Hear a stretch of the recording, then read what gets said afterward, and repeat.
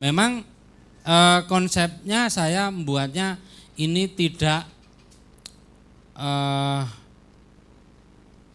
semua gitu ya. Jadi setiap bedengan saya kasih keran. Tujuannya gini. Ini kan sistem 1005 itu nanamnya enggak bareng-bareng. Berarti nyiramnya kan enggak sama-sama maksudnya. Ada yang bedengan pas kosong, pas tanamannya sudah mulai mati, kan kita cabuti, ya kan enggak perlu disiram. Jadi kerannya kita matikan supaya tidak membuang air maksudnya. Hemat air juga gitu. Jadi ini bisa nyiram bergantian. Airnya dari kolam ini, 2 yang enceng gondok sama yang tengah ini Pak. Ya, yang ini enceng gondok sama sampingnya ini. Ada ikannya, tapi ikan biasanya dia anak-anak ikan nila yang kecil-kecil dia ikut lari ke situ karena ikut pipa di 3 in tadi, seperti itu Pak. Jadi ini muter, pompanya cukup 1. Kalau misalnya Bapak Ibu mau menggunakan solar panel supaya 24 jam sebenarnya cukup 3 lembar. 3 lembar dengan inverter, dia akan menghasilkan continue sekitar 500 watt. Pompanya ini bisa disetting di antara 45 sampai 500 watt. Jadi misalnya kalau speed 1 hanya 45 watt. Jadi hemat, 1 kali 24 jam dia akan terus berputar airnya. Alhamdulillah awet juga berjalan. Jelas ya? Ya Pak.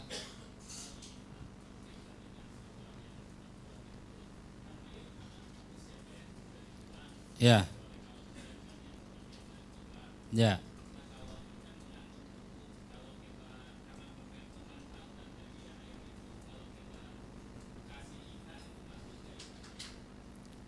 Nah, karena gini Pak, sawah atau tanaman padi itu kan sebenarnya bukan tanaman air. Ada kalanya itu kita keringkan soalnya. Jadi kalau pas hujan, ya tapi kan dia menggunakan karung. Beda Pak, konsepnya beda Pak, ini kan langsung. Kalau yang menggunakan karung bisa, dikasih ikan, dikasih azula, dikasih lemna, tidak masalah. Ikan kena urea aman. Jangan kalau pernah lihat postingan saya yang saya bilang nebar lele 6.000 ekor tidak ada yang mati, itu sebenarnya rahasianya kan saya tulis di situ, rahasianya di karung ini gitu loh.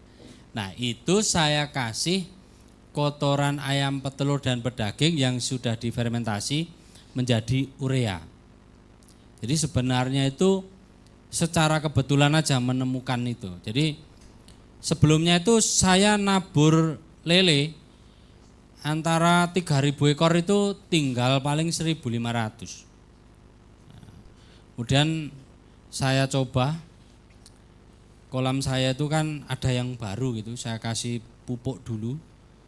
Tak coba, tak kasih ikan beberapa, loh kok hidup, malah sehat. Tak belikan banyak, hidup sehat sampai panen. Akhirnya kemarin saya di bawah kandang itu saya nebar 6.000 ekor. Alhamdulillah sampai sekarang minim yang mati kecuali di kanibal temennya gitu ya. Karena kan itu harus dipilah yang gede, disortir gitu ya. Karena enggak ada waktu, saya kadang-kadang enggak mau nyortir, tapi saya putar di situ hasil dari lele tadi misalnya berlebih, nih mau buat beli apanya, pokoknya untuk menggerakkan roda pemerintahan satu lingkup ini. Kadang kita kekurangan jagung ya untuk beli jagung, untuk beli dedak. Karena kalau untuk mandiri semua saya jamin tidak bisa. Karena dedak itu kan kita harus beli dari penggilingan. Masa ya mau buat itu harus bikin penggilingan kan gitu. Kita tetap berusaha untuk mandiri untuk keseluruhan. Tapi paling tidak saya berpikir kalaupun saya belum bisa mencapai seluruh pakan saya buat sendiri karena itu butuh biaya, butuh lahan lah istilahnya. Tapi saya juga punya mesin extruder namanya untuk membuat pelet apung dari Banyumas. Aji Barang. Pernah ke tempat saya itu Pak, siapa itu namanya?